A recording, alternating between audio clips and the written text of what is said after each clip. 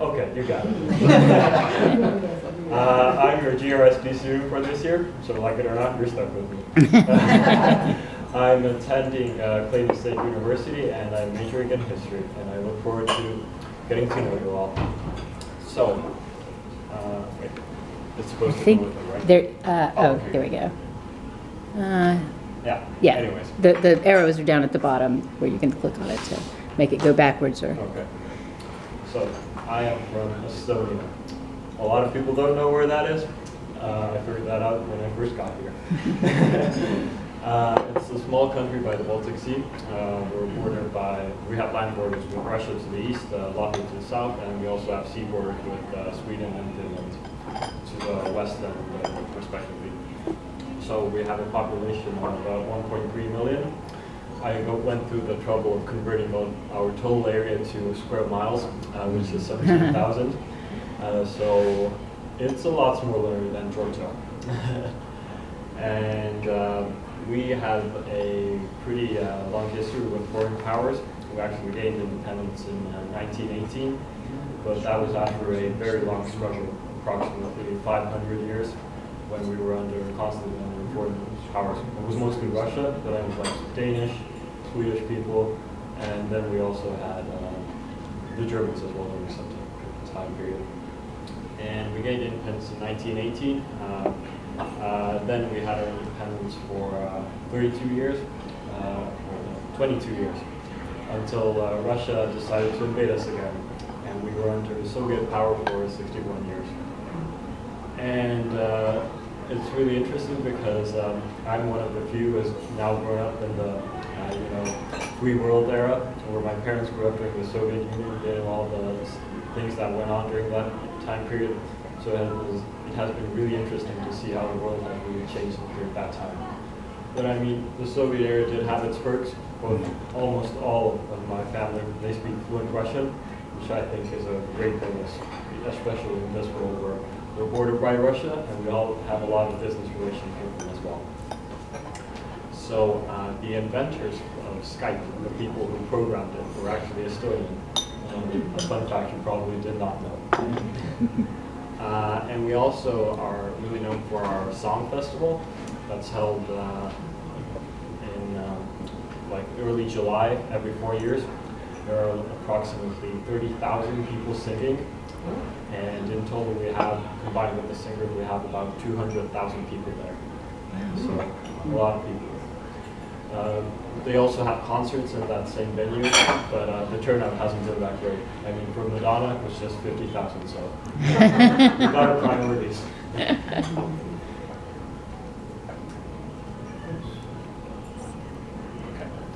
so this is Tallinn, the capital of Estonia. When I first got to the US, a lot of people told me Americans go crazy about castles and fortresses. So, there you go. The picture on the upper right side, that's our old town. We have one of the few remaining city walls within Northern Europe. And the story behind that is really fascinating because the only reason we still have them intact is actually because we were one of the more poorer cities during that era. So we did not have the money to demolish them, as many other cities in our region did. So we still have those intact, and they date back all the way to the 12th century. And on the left side, you can see our new business district, where we have sort of high-rise buildings, but not as tall as you guys have here in the U.S. The building on the two buildings in the bottom, a lot of people are going to say this building right here is the most important building in Estonia. I'm going to tell you this building is, because that's the school I went to for 20 years. And the building on the right, that is Domberg Castle, which is the place where our parliament meets. And it is a really interesting place. If you ever come to visit Tallinn, I'd be happy to give you a tour of it. I can show you all the good spots, so definitely come visit. And the best time for visiting is actually in May. That's when we don't have a lot of tourist boards. And during the summertime, because our old town is really small, it gets really crowded, and there's almost no space at all. And the school I went to is in the old town as well. I went there for 12 years. Amazing school. We had a very good language program, we got to study, we had to study 3 languages in addition to Estonian. So we had English from preschool all the way to 11th grade. We had French from 3rd to 12th grade. And we had Russian as well from 3rd to 12th grade. So our language education was very comprehensive. And it was a very good school to go to, and I'm definitely happy that I learned the languages I sometimes hated learning. Now. Oh. Yeah, it messed up. That's okay. The arrows. Okay, hold on. Yeah, you can start at the. I think this slide is missing yeah. something, but it doesn't matter. Okay, so this is missing a few pictures of my family. For some reason, it only kept the picture of our goats. So that's probably just destiny, I don't know. I am from a really big family. I got 4 siblings. I am the second oldest. I got a bigger sister who is 25, Emma. I got a younger brother, Julius, who is 15. I got another younger brother who is Samuel, who is 12. And I got a little baby sister who is 6, and she is Anna. And my family, I would really say they're crazy. That's the only way. That's the only way I can use to describe them. What I learned, what they taught me has really helped me a lot, because my parents are very athletic, very active. They don't like when you sit around.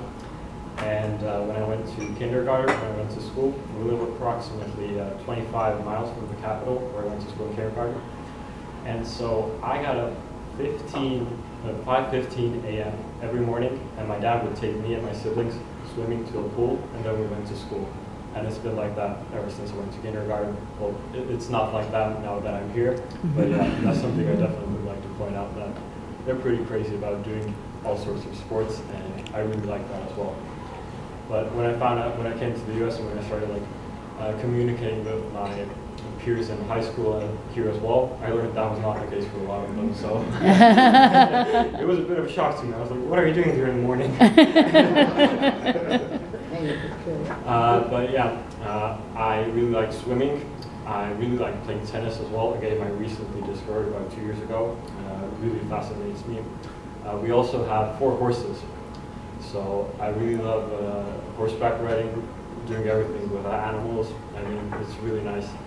And I am also a very big fan of history. And I already heard who's the guy I got to talk to right here. And World War I is my specialty. I even did an Olympiad on that topic.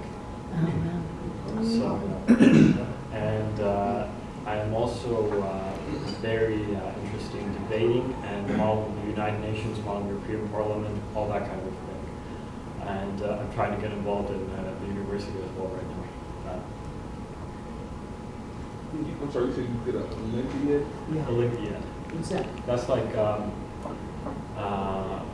it's a competition in like a subject. So like we have Olympiads in like history, math, all the high school subjects. And like we have them on the national level, where we have the first ones are the city level, then you get to the nationals, and then like you have a prize or something. And if you do really well, you are granted acceptance into all the universities in Estonia. You can study whatever you want for free. And I forgot to mention, if you have any questions, just raise your hand and just ask. Seriously, I'm not going to hate you for it. Like, answer them. But yeah. I have, my previous experience with the U.S. is somewhat short, I would say. I went to the U.S. the first time I got here was last year. I went to New York with my cousin for 2 weeks. We did all the cool touristy things, and I really enjoyed it. And we just stayed in like a totally different area than downtown Manhattan. We stayed in Bed-Stuy in Brooklyn, and I really liked that area. And then as I was in Central Park, actually, I found out that I had been awarded a scholarship to go to the U.S. during the July of the same year. And it was all expenses paid, all the airfare, everything was covered. They even gave us lunch money allowances. You like that? Oh yeah, I was living the life back then. But yeah, some of the things I have found really interesting in the U.S.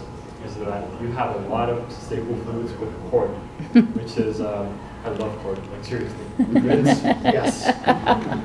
And in Europe, mostly in Estonia as well, everything is like with a potato. All the foods have a potato. And it's great that there's some sort of variety here, and I really enjoy it. Yeah. And another thing that I would definitely like to point out is that you guys tend to eat a lot. The portions are huge. Seriously. Our plates are like 1/4 the size you guys have here. But like, it's good. I'm sizing up. I'm probably not. And another thing definitely is the crazy traffic. You really got to watch yourself out there. I think the biggest road we have in Estonia has 2 lanes. So when Elma picked me up today, I was worried, to say the least. And Southern politeness, that's definitely a thing. This is my first time this far south, and really, you guys are so nice. Like seriously, I have never met anyone as nice as you guys. So definitely keep that in Southern politeness. It's amazing. And here are some photos of my fellow GRSP students of our first student weekend in Columbus. We actually did great on time. We did all the flags.